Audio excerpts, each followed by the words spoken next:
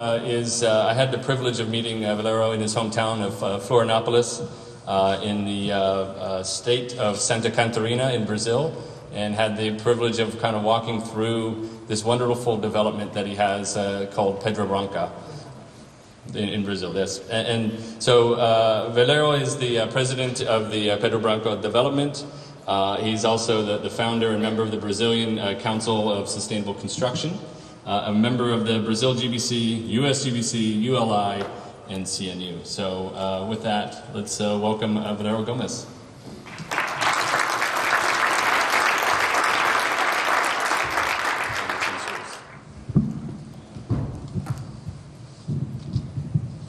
Well, thank you. It's a great pleasure to be here and to be accompanied from a group of friends from Brazil. We already have a group of sustainable people. There's a round table here with some members of Brazilian Greenbuild Council and some developers from Brazil. But as a start, I just would like to place where we are in the south of Brazil, and the Great Florianópolis is the capital city of Santa Catarina state in the south of Brazil. And I use this time to invite you to visit Florianópolis, because it's getting very cold here and we are just entering summer down there. And this photograph that's coming up, that's the island. The island is about 10 miles wide by 30 miles long. It's the capital state of Santa Catarina. It's a mix of people, mostly Portuguese, Italian and German people. We live by the coast. This is an island. That yellow spot is the development, Pedra Branca, that we are talking about. We will try to explain you what's going on. Just a few pictures to tease you to go there this summer. This is a bridge connecting the mainland to the island. It was built by Buffalo American Bridge Company 80 years ago. I just brought some photographs. I had photographs of the downtown Florianópolis. That's the market.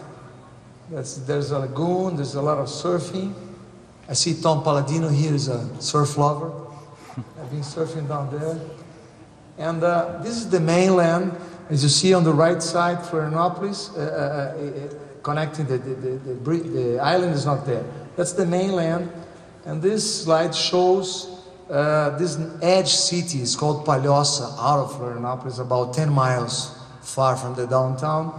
And all these red spots are new industrial districts. In Brazil, it's happening a great phenomenon that people is moving from the inland to the border. We have about 7,000 miles of coast, and of course nobody wants to live inland anymore.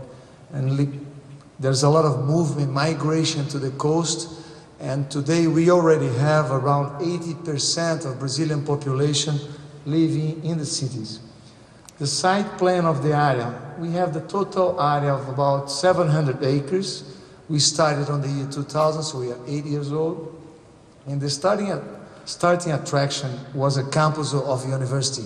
A university wanted to move into the capital city, and we negotiated. It was a win-win operation. We gave them the land, and they built this campus for 10,000 students. And that's in the middle of the project. That was our anchor in the beginning, on the 80s. Today, just a few prints and slides to show you how it's Pedra Branca today. We have about 4,000 people living there in 600 homes, a few condos of four floors high, and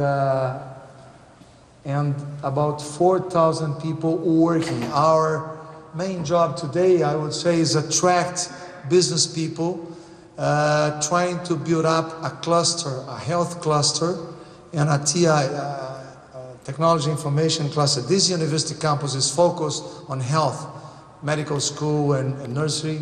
So there's a good chance to create, with this DNA of this campus, a cluster of medicine, of health. And as I said, the campus of university, there's high school that we incentivized, we subsidized, either giving these first lots or selling for a very cheap price for the schools.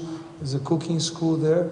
There's this sort of big swimming pool on the campus, and this country life. The Pedra Branca in Portuguese is white stone. It's a big white rock. It's about 15 feet, 500 feet high by the farm. And we initiated also Boy Scouts. There's already 150 kids on the neighborhood. And today, what is happening is a new stage that many Americans helped us to develop and conceive this new stage. And it's the new downtown, which is this red spot, this 20 blocks that you can see on the picture. It's about 10% of the total area, 70 acres. And we are starting this year. And the main attraction is the main square.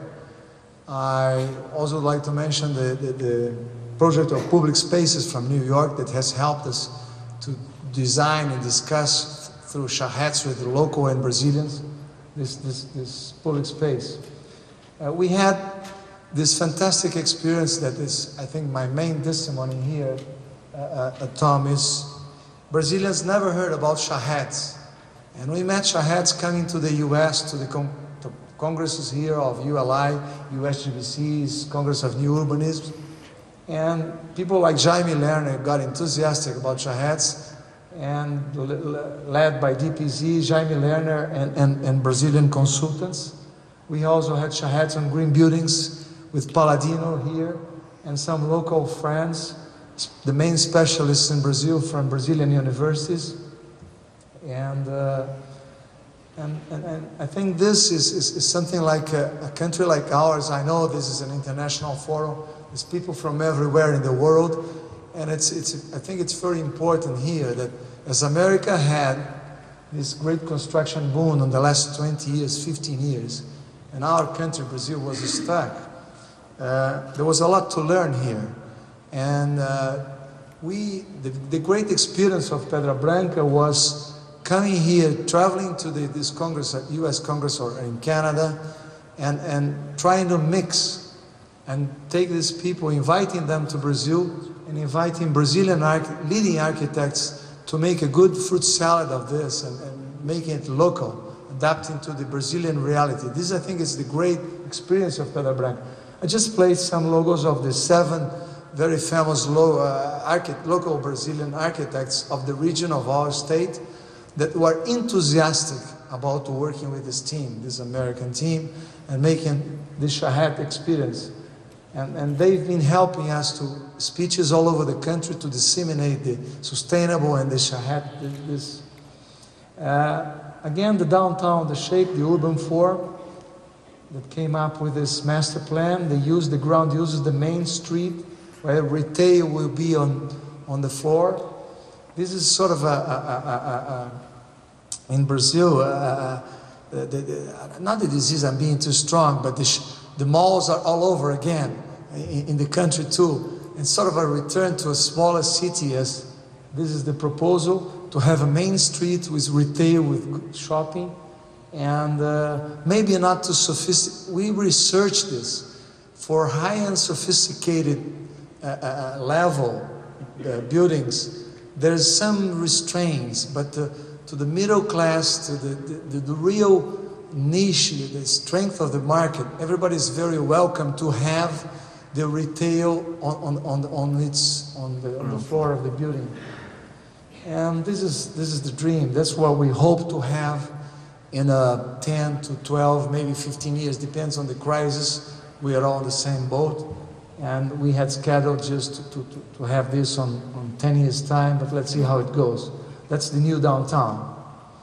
That's a view of the new downtown on this bottom line. And there's a mountain. I just mentioned these red spots just to say that these